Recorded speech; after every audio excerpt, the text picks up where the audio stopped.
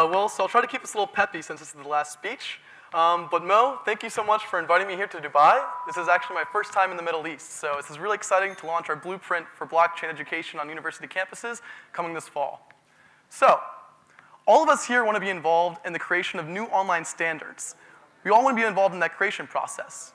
And that's why all of us here are here talking about blockchain, because it enables new properties and functions on the web that were simply not possible before. So then, the big question is, how do we discover what these possibilities are?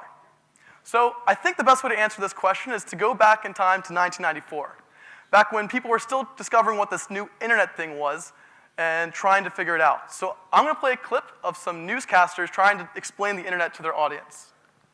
NBC, GE, Com. I mean...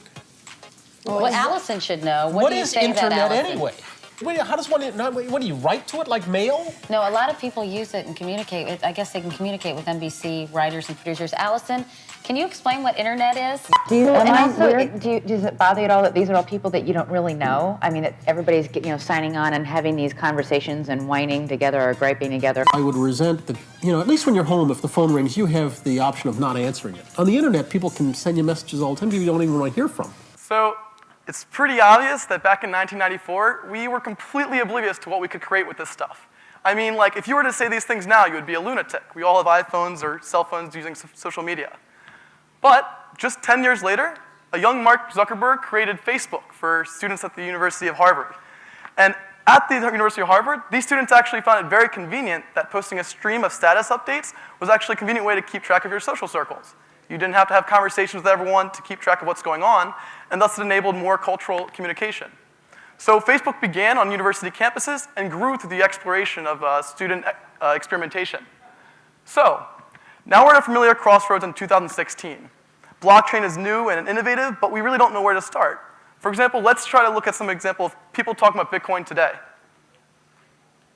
You have to really stretch your imagination. I haven't been able to do it. Maybe somebody else can. In Brooklyn. Yes, so I could walk in with my brand new iPhone and I could say, here's my Bitcoin, give me the food. In theory, I don't see electronic you doing that, No, but I know. I feel like someone could. But yes. someone could do that. Yes. So out there science fiction, but some people really believe in it. This has been a real knock on the Bitcoin bulls this week. I still don't understand it, but I know it's exciting somehow. It's somehow exciting.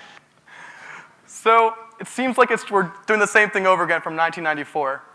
Bitcoin is a borderless, border-agnostic platform, has no corporate governance, and is completely mysterious to the public.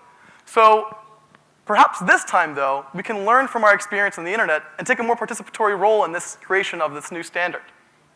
So that's why I think Facebook actually began on university campuses and grew through the exploration of students. So can't we do the same thing with blockchain? So I'm Dee Masley, Executive Director of the Blockchain Education Network, and we're a robust network of Bitcoin clubs filled with ambitious students that represent these blockchain laboratories. So in our opinion, university campuses are the perfect place to create Bitcoin microeconomies. I mean, think about it. It's so much easier to figure out how this technology works when you can spend it and use it with your friends around you.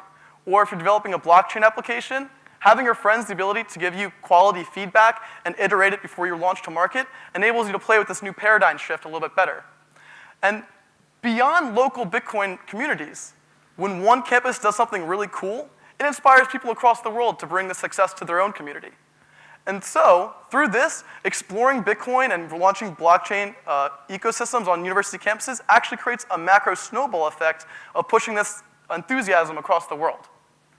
So, I feel like I know what you guys are all thinking, though. I mean, sure, Dean, this is great and all, but all of you here aren't in university. So where does this apply to you guys? Well, it's simple.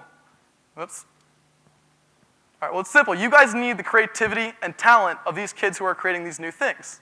I mean, if you think about it, all of you here are trying to get an advantage in your sector by using this new blockchain technology. And students can give you that competitive advantage.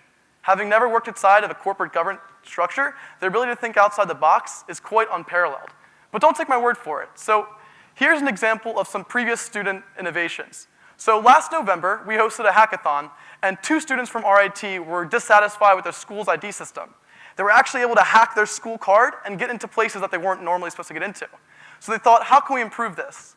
So they used Factum, a blockchain of sorts to store data, to create a more secure and scalable system for ID systems that can be implemented in schools, offices, or other institutions, without even having to set up a database or anything other than putting it on the blockchain. Another example is SIA, a decentralized cloud storage system. So SIA enables people to actually store their data with the same security as offline storage while still having the mobility of cloud storage. And so this enables companies who aren't really feel safe storing their trade secrets and important files on a Dropbox or Google Drive, but with a blockchain, they can have complete control of their information without worrying about it leaking. And so here's where we are today, and that's why we're trying to empower a generation blockchain. And to explain this a little further, generation blockchain are the students who are starting to experiment with this technology, and because they know what's possible now, it's so hard for them to go back to the traditional systems. It's too limiting. I mean, we have an expectation for global, seamless online interactions, whether it's for money, communication, law, trust, and we're willing to put in the work to make these expectations match our reality. So, that's where we are today, and I hope by this point you can see mutual benefit for trying to empower generation blockchain and the students getting into this technology. So, the big question is now, how do we engage these students and make sure that they can succeed? Well, in the past, we've actually found out that empowering students is pretty easy.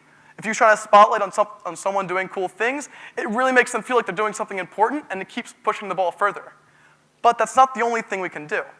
So students are hosting information sessions on their Bitcoin campuses and doing lectures, but to inspire new kids to sign up and start tinkering around, you need to have a real call to action, something that students can really sink their teeth into and start experimenting with. And that's why our organization, the Blockchain Education Network, actually provides global events for local campuses to participate in. So they don't have to organize at a big event, and they can participate in something much larger than themselves. So, these are some of our global events. But anyways, so what can we do now? Well, getting started in Bitcoin is actually really difficult, right? I mean, you might, as a student, hear about it on the news, read it on CoinDesk or something, but where do you begin? That's why this fall, we're creating a ramp to help students into the industry and give them the ability to start learning what it's about and lead them into creating some cool things. So, this fall, we're partnered with the Blockchain Technology Labs to host a global blockchain hackathon, a month-long hackathon across the world, and we plan to empower business majors, designers, and coders to actually get involved, make teams, and then get the funding and spotlight they need to take their ideas to the next level. And we hope by this plan, we can start to create a lot more of experimentation and interest among students who want to get involved but don't know where to begin. So, this is our blueprint for how we feel like we can empower blockchain experimentation on university campuses. We can tap into the creativity and ingenuity of students who have never used traditional systems and hopefully begin to discover what possibilities are possible. And we don't want to do this alone. In the past, we've actually worked very successfully in building long-term relationships with companies who wanted to interact with students in the network.